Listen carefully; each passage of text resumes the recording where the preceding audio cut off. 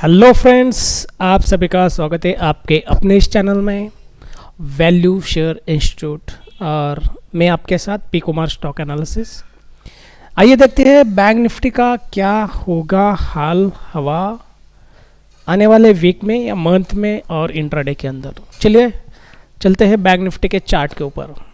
जैसे कि आप सभी जानते हैं, हम जब भी बैंक निफ्टी का एनालिसिस की वीडियो लेके आते हैं तो सबसे पहले वीकली कैंडल को लेकर आते हैं कि अगला वीक क्या होगा, अगला मंथ क्या होगा, आने वाले अगले पूरे हफ्ते में किस तरीके से बैंक निफ्टी का रुझान होगा, इसके बारे में हम पहले बात करते हैं। और आपको पता है, अगर आप इस चैनल पे नए हो तो बैंक निफ्टी की जो भी सीरीज चल रही है, जब जब हमने वीडियो डाली है तो पिछले एक एक वीडियो को आप बारीकी से देखिए।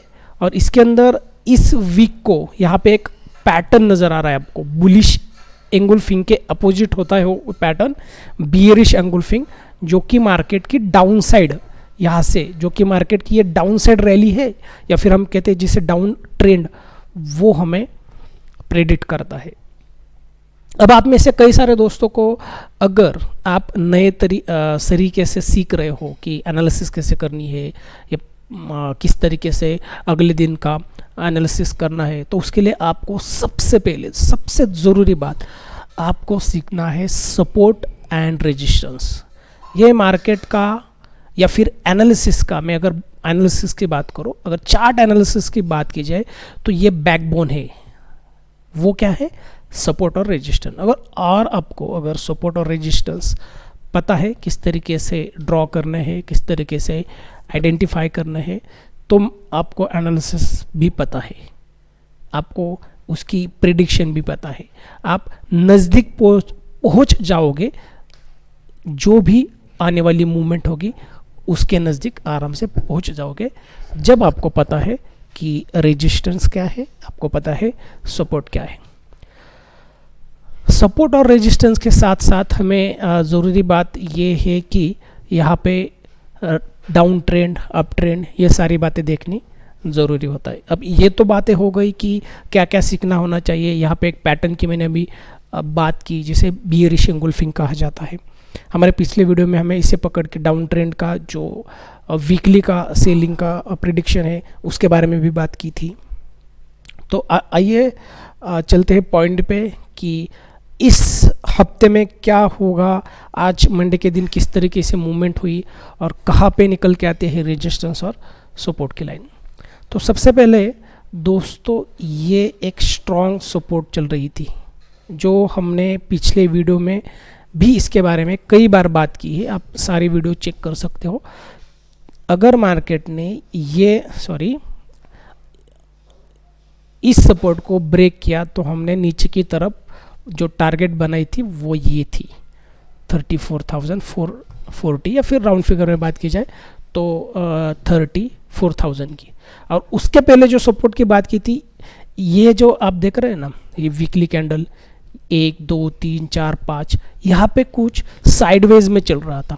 जब मार्केट साइडवेज में चल रहा है तो बेशक आपको वहाँ पे बोथ साइड, एक नीचे की तरफ एक ऊपर की तरफ, दोनों साइड पे सपोर्ट और रेजिस्टेंस निकल के आता है। यही सपोर्ट जब मार्केट ने ब्रेक किया तो यहाँ से एक अच्छी खासी अप मूव बन चुकी थी। जब मार्केट यहाँ से बियरिश एंगुलफिंग पैटर्न नज़र आया और ये जो इसकी अप ट्रेंड चल रही थी उसे ब्रेकआउट बना दी। देखिए, मैंने आपके सामने इसे ड्रॉ कर ली, ये है। और ये पिछले वीडियो में हमने जब मार्केट में ये मूवमेंट नहीं हुई थी तब ये सारे ड्रॉ किए थे, किस तरीके से मार्केट ऊपर जा सकती है, नीचे आ सकती है। तो इसमें हमने कुछ प्रेडिक्शन नहीं किया, अपनी तरफ से कुछ इनपुट्स नहीं डाला। जो मार्केट के अंदर एनालिसिस है वही डाल रही है, अगर ऐसा होगा तो वैसा होगा, इस तरीके से एनालिसिस की जाती है। जिसके बेस पे हमने कहा था, अगर ब्रेकआउट चल रही है, ये बियरिश एंगुलफिंग चल रहा है, तो इसे ब्रेकआउट करके मार्केट नीचे की तरफ जाएगी। जब मार्केट यहाँ से यहाँ तक आ रही है तो हम ऊपर से नीचे की तरफ एक डाउन ट्रेंड ड्रॉ करेंगे। इस कैंडल को पकड़ के मैं ये डाउन ट्रेंड यहाँ पे ड्रॉ कर रहा हूँ, देख सकते हो मैंने यहाँ तक इसे ड्रॉ की है। अब आपको नज़र आ रही है वीकली कैंडल की ये ड्रॉ की हुई अप ट्रेंड। अब इसमें यहाँ तक रख देता हूँ। ये समझना है दोस्तों कि ये डाउन ट्रेंड है ना, ये काम करती है रेजिस्टेंस की। मतलब जब जब वीकली कैंडल इस लाइन के नज़दीक होगी, वहाँ से पॉसिबिलिटी है कि बिल्कुल उसे टच करके उस प्राइस को, उस रेजिस्टेंस को रिस्पेक्ट करके मार्केट नीचे आ सकती है। और अगर ब्रेक करके ऊपर की तरफ सस्टेन हो तो हम ये कह सकते हैं कि अब शायद उसके अंदर एक बाइंग की मूवमेंट स्टार्ट हो सकती है। अब शायद क्यों, जब तक कि एक अप ट्रेंड मूव की कंफर्मेशन नहीं मिलती, हम ये नहीं कहते कि अप ट्रेंड स्टार्ट हो गया। ब्रेकआउट हो गई, सस्टेन हो गई, हल्की सी नीचे आके फिर से वापस ऊपर जा सकती है। यानी कि यहाँ से अगर ब्रेकआउट, ठीक है, ये थोड़ा सा आगे देखते हैं, पहले ये रेंज बाउंड की बात कर लेते हैं। इसमें देखिए, जैसे ये कुछ 6-7 वीकली जो कैंडल है, या फिर ये 6-7-8 जो भी हफ्ते है, एक रेंज बाउंड में बैंक निफ्टी अपना प्ले ग्राउंड बना रही थी, ऊपर नीचे नीचे ऊपर कुछ डांस कर रहे थे, आप देख सकते हो, ऊपर नीचे ऊपर नीचे।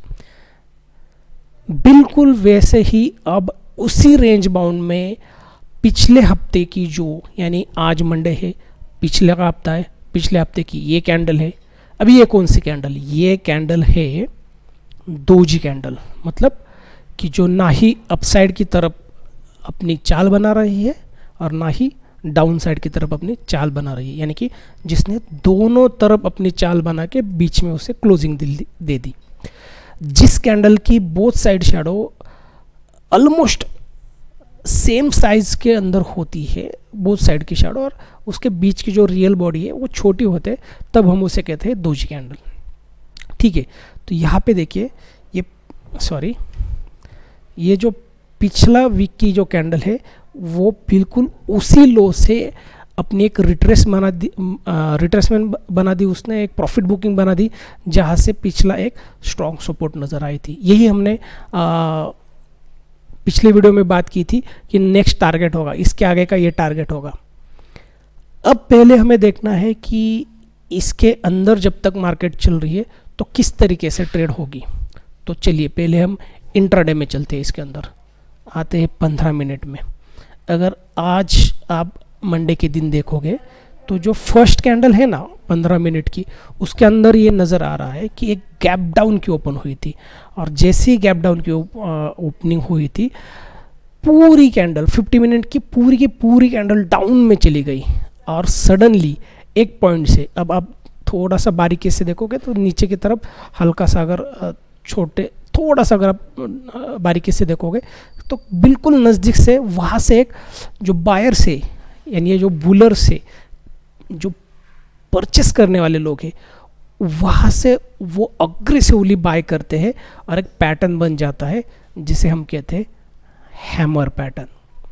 अब जब इस कैंडल की इतनी बड़ी शैडो नीचे की तरफ नज़र आ रही है, अगली कैंडल की शैडो भी नज़र आ रही है, तो बेशक यहाँ पे अगर हम इंट्राडे में ट्रेड उठा रहे हैं तो बाय के अंदर चलेंगे, अप ट्रेंड में चलेंगे। जो भी आप में से कोई अप ट्रेंड के अंदर इंट्राडे में ट्रेड करना चाहता है तो यहाँ से हमें इंट्राडे में ट्रेड करनी थी।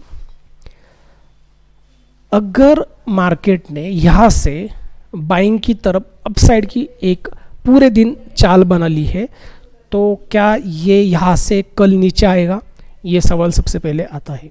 तो उसके लिए आपको बारीकी से देखना है कि जब तक आज दिन भर मार्केट ये अप ट्रेंड पे अपनी चाल बना रहा था, जब तक कि ये इसे ब्रेक करके नीचे नहीं आता, हर एक डाउनफॉल पे, यहाँ पे बात कर सकते हैं आप, यहाँ पे बात कर सकते हैं, यहाँ पे बात कर सकते हैं, यहाँ पे बात कर सकते हैं। अप साइड की तरफ एक हम छोटी मोटी ट्रेड उठा के 20, 25, 50, 100 पॉइंट की प्रॉफिट बुकिंग कर सकते थे ऑप्शन के अंदर। और अगर आप फ्यूचर ट्रेडर हो तो फ्यूचर में यही से आप बैठ सकते हो। जब तक कि ये अप ट्रेंड पे मार्केट चल रही है तो हम अप साइड की मूव में काम करेंगे, अप साइड पे ट्रेड करेंगे। क्यों? क्योंकि ये जो अप ट्रेंड चलती है वो काम करती है स्ट्रॉन्ग सपोर्ट की। क्या कल भी हम यहाँ से ओपनिंग से बाय करके अप साइड चलेंगे? नहीं, इतने जल्दी उसका डिसीजन नहीं लेना है, क्योंकि अगले दिन की ओपनिंग जैसे होगी उस पर डिपेंड करेगा एनालिसिस दिन भर का क्या होगा और किस तरह चाल होगी और हमें कहाँ पे उसके अंदर जाके बैठना है। पहले ही उसका सारा मतलब आप आपके दिमाग में बिठा दोगे कि हाँ सेलिंग चलना है, जाओगे सुबह जाके उसका सेल बनाओगे। कल आपने सोचा था सेल करना है, मार्केट गिर रहा था, सुबह सेल कर ली, मार्केट पूरी दिन ऊपर चली, फिर यहाँ पे आपकी पोजीशन स्टक हो गई। तो इस तरीके से नहीं करना है हमें। क्यों? क्योंकि हमारे पास दोनों तरफ की रेंज है, एक अपसाइड की रेंज है, एक डाउन साइड की रेंज है।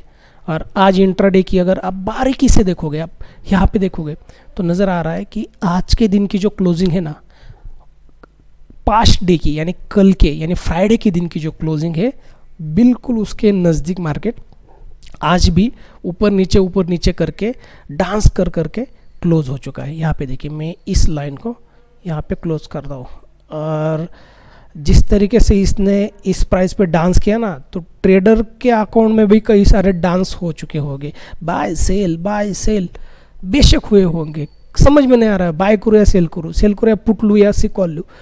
इसीलिए जब तक कोई अप ट्रेंड की ब्रेकआउट कंफर्मेशन नहीं मिलती, हमें जो ट्रेड चल रहा है उसके अगेंस्ट तुरंत जाके उसके अंदर नहीं बैठना है। अगर बाय चल रहा है, आपको कहीं पे जाके उस जर्नी में सिट करना है, तो उसी ट्रेन में बहते पानी में आपको चलना है तब तक के लिए, जब तक आपका जो ट्रेंड है वो तब्दील ना हो जाए सेलिंग में। हल्की सी एक रेड कैंडल बन गई, नीचे आ गया और जाके सेलिंग में जाके बैठ गए, तो वो लॉस में जाएगी पोजीशन। कल के दिन क्या होगा? तो जैसे मैंने कहा, ओपनिंग के हिसाब से ये तय किया जाएगा कि कल के दिन क्या होगा। तो ये तो तय है हमारे पास कि नीचे की तरफ एक स्ट्रॉन्ग सपोर्ट है और मार्केट यहाँ पे क्लोजिंग हुई है, जहाँ से 2 दिन का एक रजिस्टर नज़र आ रहा है। और थोड़ा सा अगर आप यहाँ पे देखोगे तो लास्ट कुछ 1 आवर में 2 आवर्स में ये 2 पॉइंट्स निकल के आ रहे हैं। मैं इसे और थोड़ा सा बारीक कर लेता हूँ ताकि समझने में आसानी हो। ये देखिए, ये रेंज बन चुकी है। अगर मार्केट कल के दिन मान लीजिए फ्लैट ओपनिंग होती है, फ्लैट मतलब जहां आज क्लोजिंग हो गई उसके नज़दीक ऊपर नीचे कहीं पे अगर मार्केट की ओपनिंग होती है कल के दिन, तो हम एक्सपेक्ट कर सकते हैं इसे अगर वो अपसाइड ब्रेक नहीं करेगा तो मार्केट ऊपर से यहाँ नीचे आ सकता है और नीचे से फिर से ऊपर जा सकता है, कुछ इस तरीके से। और अगर आप कहोगे सर अगर गैप फ्लैट ओपनिंग के जगह पे अगर गैप डाउन ओपनिंग हुई तो क्या करना है, तो इसे हम थोड़ा सा साइड में कर लेते पहले, ठीक है। चलिए, ये फर्स्ट हो गई। अब दूसरा, अगर गैप डाउन ओपनिंग होती है, मतलब अगर उसकी ओपनिंग ही नीचे की तरफ हो गई, तो यहाँ पे हो गई नीचे की तरफ, तो थोड़ा सा हल्का सा नीचे आके ये भी कल ऊपर जा सकती है और ऊपर से वापस नीचे भी आ सकती है, ठीक है। इस तरीके से भी 2 अलग अलग मूवमेंट, गैप डाउन से ओपन हो सकता है तो 2 बातें हो सकती है, यहाँ पे कुछ इस तरीके से भी हो सकती है, या फिर सीधे ऊपर जाके पूरा दिन नीचे आके इस लाइन तक रह सकती है। लेकिन फिलहाल इस मूवमेंट के अंदर हमने अपसाइड ब्रेकआउट की बात की ही नहीं। अगर फ्लैट ओपनिंग होकर इसे ब्रेकआउट करके सस्टेन हो रही है तो ऊपर जा सकती है, तो ऊपर कितनी जा सकती है, फर्स्ट टारगेट क्या होगा, तो उसके लिए हम जाएंगे 4 आवर कैंडल्स में। क्यों? क्योंकि आज की अगर आप 4 आवर कैंडल को देखोगे तो ये देखिए, ये सेकंड कैंडल है 4 आवर की, तो इसी का हाई ब्रेक करके अगर 4 आवर की कैंडल ऊपर जा रही है तो इस कैंडल के हाई तक हम एक्सपेक्ट कर सकते हैं, यानी कि ये होगा वो 35,325 का, या फिर राउंड फिगर में 35,300 का, ये फर्स्ट टारगेट होगा। कब? जब अगर वो 15 मिनट का ये आज का क्लोजिंग हाई ब्रेक के ऊपर सस्टेन हो रहा है तो ये मैंने जो लाइन ड्रॉ की यहाँ तक का हमारा फर्स्ट टारगेट होगा। इसके ऊपर क्या होगा? अगर जा रहे हो ऊपर तो आपका जो कॉल है, आपने जो ट्रेड किया है उसमें प्रॉफिट बुक कीजिए, स्टॉप लॉस ट्रेल करते चलिए ऊपर की तरफ, जब भी मौका मिलता जाए आप बाइंग के अंदर काम करते जाइए, ये आसान होगा ट्रेड करने के लिए। लेकिन अगर मार्केट फ्लैट ओपन नहीं हुई, मार्केट गैप डाउन से ओपन नहीं हुई और मार्केट गैप अप से ओपन हुई, तो शायद मार्केट इस प्राइस के आसपास नज़दीक भी ओपन हो सकती है या बीच में भी ओपन हो सकती है। तो हम यहाँ पे 2 अलग अलग एनालिसिस देख सकते हैं कल के दिन के लिए। यहाँ से ओपन होके ऊपर जाके फिर से नीचे आ सकती है या ब्रेकआउट करके ऊपर जाएगी, ये फर्स्ट हो गया। और सेकंड, ओपन होते वक्त ही ये रेजिस्टेंस पे हो जाए और ऊपर से बिल्कुल नीचे आ जाए, ये दो हो सकते हैं। अब आपके मन में होगा कि सर कल के दिन के लिए इतना सारा एनालिसिस क्यों? समझिए दोस्तों, जब भी मार्केट साइडवेज में या किसी रेंज बाउंड के अंदर होता है, सबसे ज़्यादा लॉस, सबसे ज़्यादा ओवर ट्रेडिंग, सबसे ज़्यादा स्पेकुलेशन, सबसे ज़्यादा क्रिटिकलनेस, पैनिकनेस, वो उस साइडवेज के अंदर निकल के आता है।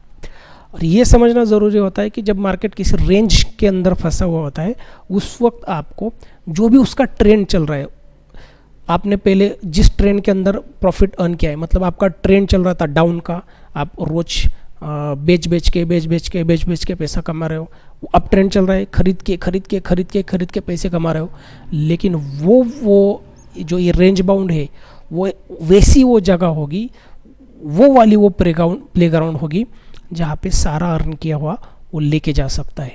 इसलिए जब भी मार्केट किसी रेंज के अंदर होता है या उस रेंज के अंदर कोई दोजी कैंडल नज़र आती है, जैसे यहाँ पे हमने वीकली कैंडल की ये देखी, ये पिछली कैंडल दोजी और ये बाउंड चल रहा है, तो सावधानी से बारीकी से ट्रेड करनी है। और यहाँ पे इसके अंदर हम इंट्राडे कई सारा कर सकते हैं, नीचे से ऊपर और ऊपर से नीचे। जो डांस करता है ना ये साइडवेज के अंदर मार्केट, जो इसके अंदर, तो उसके साथ हमें भी डांस नहीं करना है, तो हमें उसके डांस के मज़े लेने हैं। नीचे से खरीदना है, ऊपर से खरीदना है, तो हमारा अकाउंट भी डांस करने लगेगा। ये बारीकी से हमें यहाँ पे ध्यान देना ज़रूरी है। और इसके अंदर कितना भी पुराने ट्रेडर हो या मैंने कितना भी टाइम इसके अंदर स्पेंड किया हो, अगर मैं इसके स्पेकुलेशन में फंस गया तो ये मेरा अच्छा खासा पिछले 2 हफ्ते का प्रॉफिट लेके जाएगा, ज़रूर लेके जाएगा। इसलिए ये जब भी मार्केट कुछ ऐसे सिचुएशन में, बेशक मैं कहता हूँ आपको, ये वाला जो ट्रेंड है ना, इसके अंदर कई सारे अच्छे ट्रेडर्स के पैसे वो निकाल के लेता है। जब वो, अगर वो ट्रेडर इस साइडवेज के अंदर खुद को उसकी तरह से ढाल नहीं लेगा तो ये भी समझ लीजिए। अब जो पुराने ट्रेडर है उन्हें पता है इसके अंदर किस तरीके से करना है। ये ट्रेंड वाली ट्रेड है और ये साइडवेज वाली ट्रेड है। सिर्फ तीन मूवमेंट है मार्केट के अंदर, एक अप ट्रेंड, एक डाउन ट्रेंड और एक साइडवेज। आज की वीडियो काफ़ी सारी लंबी वीडियो है। इसके आगे जो भी मैं बैंक निफ्टी की वीडियो लाऊंगा, वो सारी वीडियो सिर्फ इंट्राडे में किस तरीके से मार्केट के अंदर मूव होगी अगले दिन की और उस दिन की 4-5 मिनट की वीडियो के अंदर हम देखेंगे। लेकिन आप पिछले हमारे वीडियो देख सकते हो बैंक निफ्टी में, जिसके अंदर इंट्राडे के साथ साथ ये सारी मूवमेंट की बात हमने की है। उसके साथ साथ इसके पिछले एक वीडियो में हमने ये जो मूवमेंट थी, यहाँ पे एक सपोर्ट लाइन दी थी, आप चेक कर सकते हो इस वीडियो के अंदर। यहाँ से हमने कहा था कि मार्केट अगर अपसाइड यहाँ से रेंज करके नीचे आ रहा है तो फिर से वो नीचे आएगा। और ये जो हमने अपसाइड की जो एक डाउन ट्रेंड लाइन खींची है, वहीं से मार्केट फिर नीचे आया। और यहाँ पे जो प्राइस दी थी पिछली वीडियो में आप देख सकते हो, या फिर मैं अभी भी आपको दिखा सकता हूँ वो वाली वीडियो जिसके अंदर ये बातें चल रही थी, जहाँ से मार्केट फिर से नीचे आया। ठीक है, तो ये तो हो गई इंट्राडे की बात, साइडवेज की बात। अब आते हैं उन ट्रेडर्स के लिए, उन इन्वेस्टर्स के लिए जो कहेंगे सर आप इतनी सारी बातें कर ली, लेकिन ट्रेंड की क्या मार्केट गिरेगा, ऊपर जाएगा, सीधे सीधे बात करो, इतना सारा क्यों घुमा रहे हो? बेशक आप बोलोगे ऐसे। तो उसके लिए मैं एक कहूँगा कि जब तक मार्केट इस रेंज को ब्रेक करके ऊपर नहीं जाता, उसके बाद ये इस डाउन ट्रेंड को ब्रेक करके सस्टेन नहीं होता, तब तक हम अप ट्रेंड की कोई भी आशा इसके अंदर नहीं रखेंगे। अगर डाउन चल रहा है तो तब तक डाउन मैं एक्सपेक्ट करता हूँ मार्केट से, जब तक ये ब्रेकआउट करके सस्टेन नहीं होता। अब कई बार इसके अंदर जब ब्रेकआउट करता है, ये कैंडल ऊपर की तरफ आ जाती है, फिर नीचे आती है और यहाँ से वापस ऊपर चले जाती है। इस तरीके से भी मूवमेंट हो सकती है। तो जब वो ब्रेक करेगा, जब वो अप ट्रेंड में आएगा, आने वाले वीडियो में हम उसकी बातें करेंगे।